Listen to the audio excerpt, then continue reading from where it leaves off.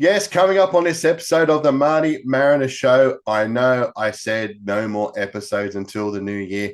Well, technically that's correct. No more interviews until the new year. The players have got they've got a few games coming up in the next couple of weeks. It's a busy old time, and obviously they want to spend some time with their families as well. So we'll sort the interviews out in the new year. But in saying that, you guys have been sensational. I did put a bit of a post out there on the Marty Mariner page. If you haven't seen it already, our YouTube numbers, we're up to 265 subscribers now. That's jumped a whole heap over the last recent weeks. Thank you so much for subscribing. Keep those numbers coming as we're flying towards 300 subscribers. Love you all. Thank you very much for that. And in particular, our Spotify numbers, our Apple podcast numbers, even some other podcasts I'd never even heard of. They're starting to get some traction in there too. So thank you so much for those who are ticking to like, who are following, who are thumbs upping, whatever you're doing. I really, really appreciate it. But you know what? I've been working on this video for quite some time, and I thought, you know what? This would be a good time to put it out there. Now, what am I going to call it? Well, I was going to call it the Marty Mariner Show, the best bits. Show probably would have gone for about a minute and a half, let's be honest. I was going to call it the Marty Mariner Show, my favorite bits. And it's like choosing between your children. This episode would have gone for about 4.5 hours. It would have been probably started at Christmas. It probably would have finished in the new year. Couldn't do that either. So, well, just to get an episode out there, just to have a bit of fun, ladies and gentlemen, the Marty Mariner Show thus far. Enjoy.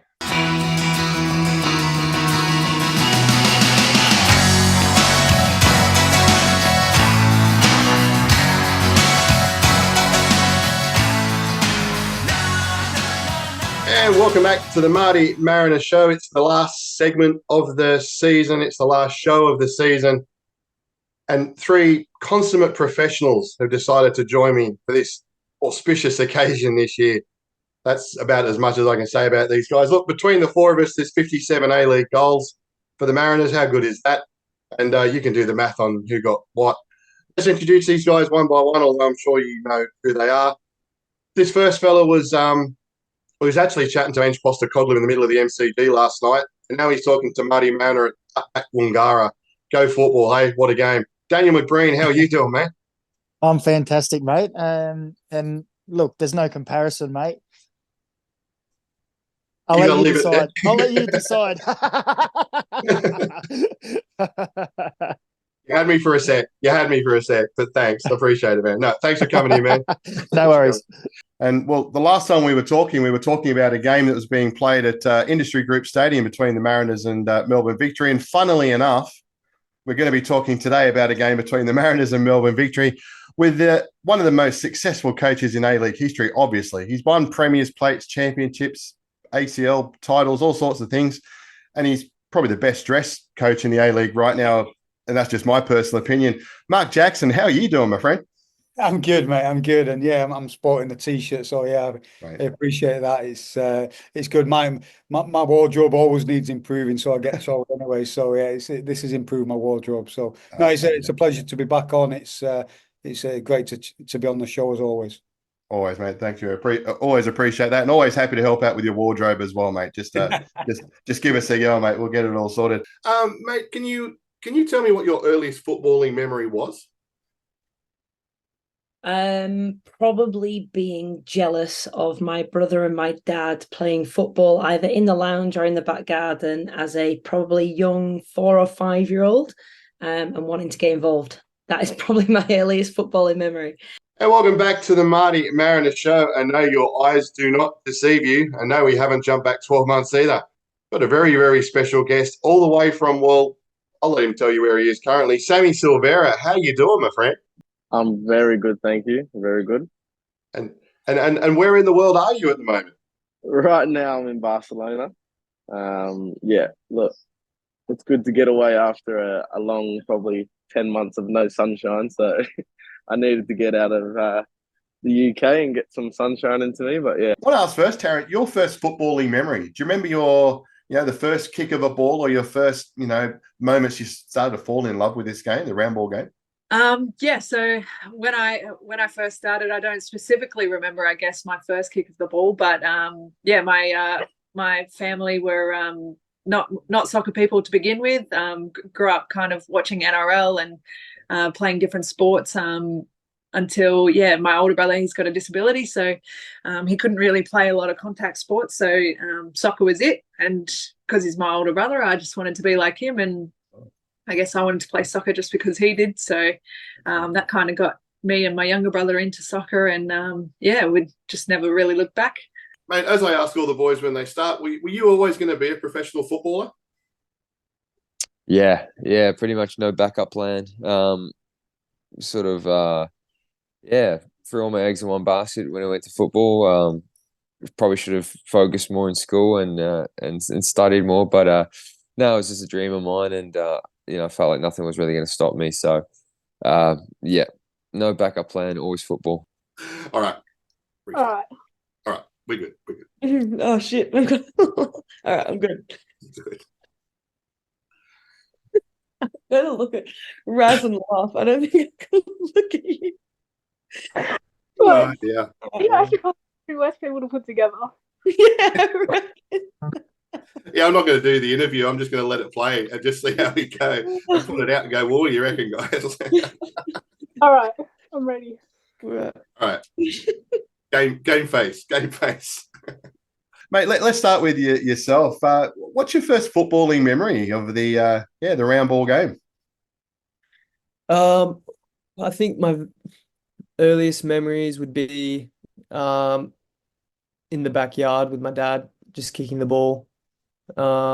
We used to always just kick the ball to each other and try little skills and things like that. So I think that's where everything really started for me, which is one of my earliest memories for sure. But first of all, tell me, what's your first footballing memory? What's the first memory you got of kicking the round ball?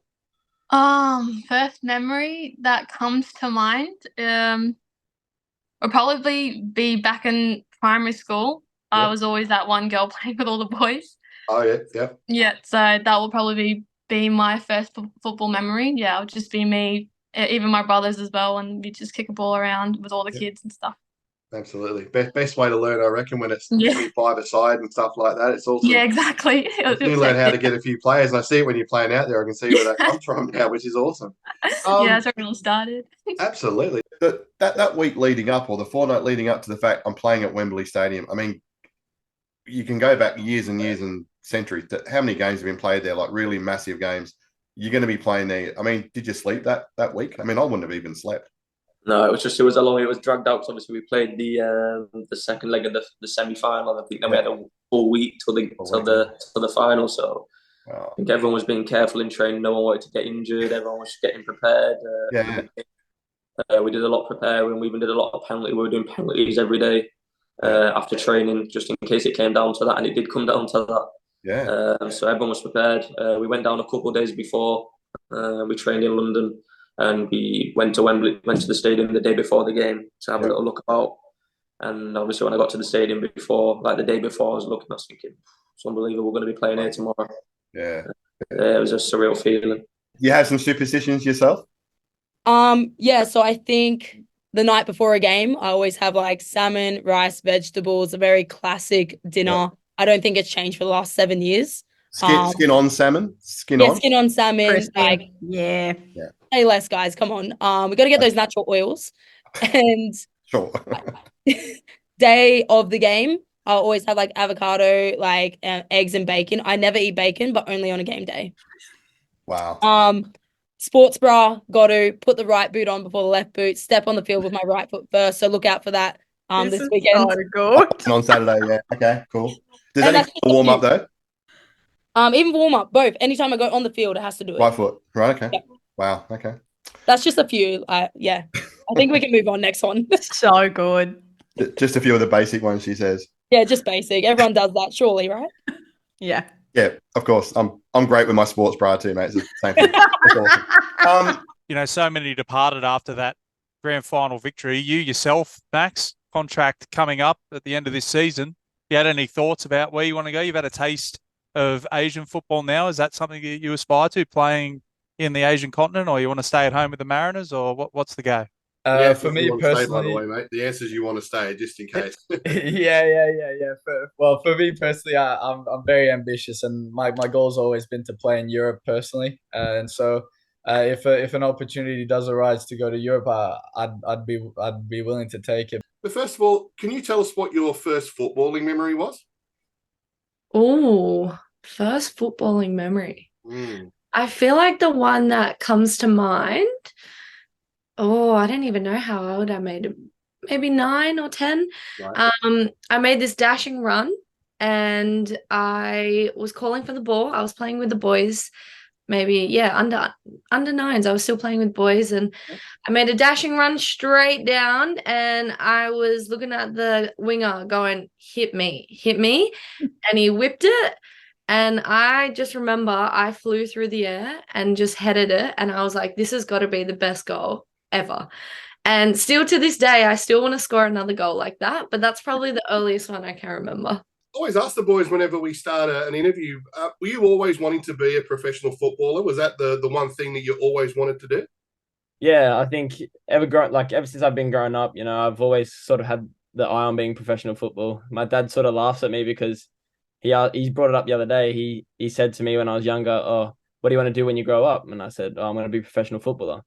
And he said, "Well, what if that doesn't work out?" I said, "Oh, I'm going to be a professional footballer." So to actually live that out now is, it's something obviously that I dreamt of doing, but didn't think it was going to be possible. But here I am, yeah. Maybe this needs to be the case. We need to have a goal celebration set for Saturday night, because then you can do it and you can say that was why it happened. I know. Me and Ash need to come up with one. Yeah, I'll polish your boots, maybe. Oh, there you go. You've heard it here first. How funny would that be? And there is the advantage of Izzy Gomez versus Fraser. Just a one-on-one strength, and then Fraser came from behind. Referee playing advantage. Here come the Mariners. Driving forward into space is Ergemar. Rasmussen! There it is!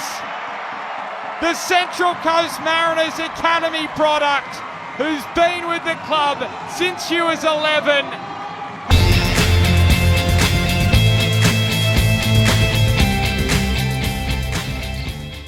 Mate, I did see some photos today from the golf course. Who is the best golfer in your family, and why is it you? No, I'm not very good at all. None of our family are any good either. So I would be up there in my family, but we're very low standards. The bar's very, very low. I know in talking to your dad a number of times, and a shout out to your dad. I'm a few beers in debt for him now, so he's the tightest agent that I've probably had to deal with. But look, I know how important family and all that is to you, and seeing, especially grand final day, seeing you walk around the field there with that's a special thing, right? Because we talk about it being a family community club, but for you guys, family is just that tight, right? Yeah, it's especially for me. My family's been the biggest supporter, even when no one else doubted me. So to be in a privileged position where I can have these experiences with them, it really means a lot. And unfortunately, they're in and I'm in Central Coast. But when they do get the chance to visit, or when things do work out, I like to make sure they feel a part of it, and they feel that it's not just my success, but also theirs too. Look, I've got to ask you the question that we ask everybody straight up. What's your first footballing memory? Oh, starting with the tough ones I see. Yeah. Mine would have to be from when I was really young, just playing with my brothers in the backyard, or running around with their team when I was still too young to play. Yeah.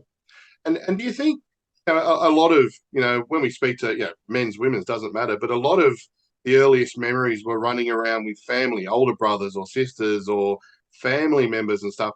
Do you think that gives you the grounding to go on with, because it's that enjoyment from playing that you sort of want to hold on to all the way through? Yeah, definitely. I think when times have always gotten hard, or haven't been as easy, or haven't enjoyed it as much as what you'd hope, it's definitely those types of moments that you use to really, like you said, ground yourself and remember why you play and the enjoyment of it. Absolutely. And I mean, you mentioned the I'm going to call him a great man now because he's the manager of the mighty Tottenham Hotspur. But Ange Postecoglou, the bloke, I mean, coaching the leagues. What's he going to bring to the game in England? Because, there's lots of people talking about his style and all this sort of thing. But what is he going to bring to Tottenham Hotspur? Look, I think he's going to bring a surprise, because people were surprised when he got the Celtic job and the success he had there. And no doubt there's people questioned him now, which is crazy, but I have no doubt he'll go there and he'll make Tottenham a team that's, that can challenge. And yeah, it's not going to happen overnight. And yeah, he's going to have to work with the players like he did here. Brisbane and Victory had good teams, good squads. And then he went over to Japan and now he went to Scotland and now it's in England. So it's been a good road for him. And no doubt he's ready now for what the Premier League has to offer. And yeah, it's going to be interesting to see, but he'll have the backing of the Australian public and already, he's apparently making some good waves and yeah, it'll be interesting to see how that one goes, but I've no doubt it'll be a success.